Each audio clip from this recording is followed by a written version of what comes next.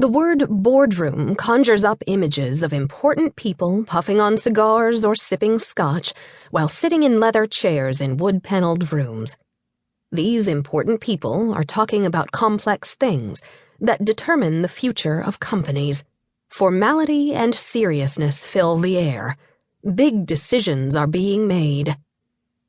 While first-time chief executive officers, CEOs, and founders often have an elevated view of the boardroom, great startup boards aren't fancy, complex, or pretentious.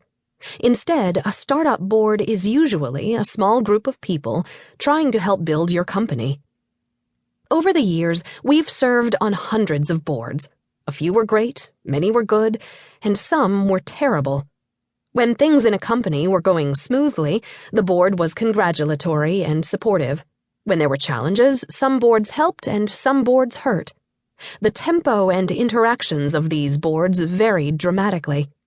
In some cases, reality prevailed, and in others, it was denied. In 2010, after a particularly tedious board meeting, Brad realized that the default structure of a startup board was an artifact of the past 40 years, dating back to the way early venture-backed company boards operated. Things had changed and evolved some, but the dramatic shift in communication patterns and technology over the past decade hadn't been incorporated into the way most boards worked. As a result, Brad ran a 2-year experiment where he tried different things, some successful, some not.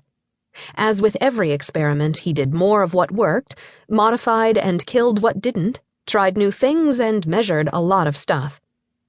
The idea for this book emerged during this experiment. We decided that in addition to describing the new startup board approach that resulted from Brad's experiment, it was important to lay the groundwork and explain clearly how startup boards worked, how they could be most effective, and what the challenges were.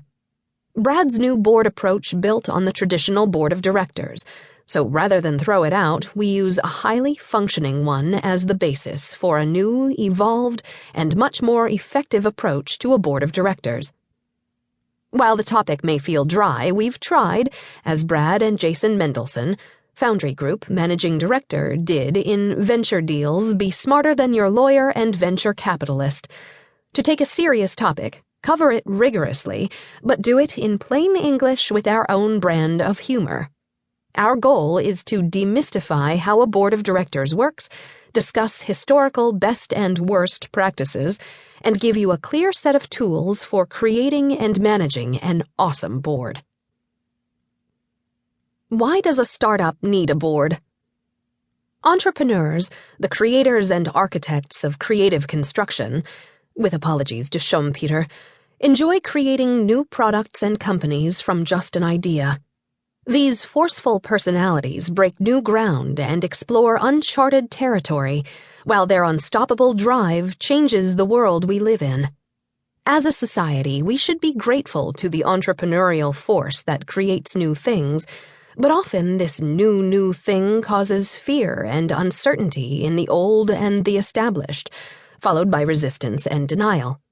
Whether it is building a new product, landing the first customer, raising the initial round of capital, or recruiting early team members, an entrepreneur's journey can be lonely, stressful, and extremely challenging.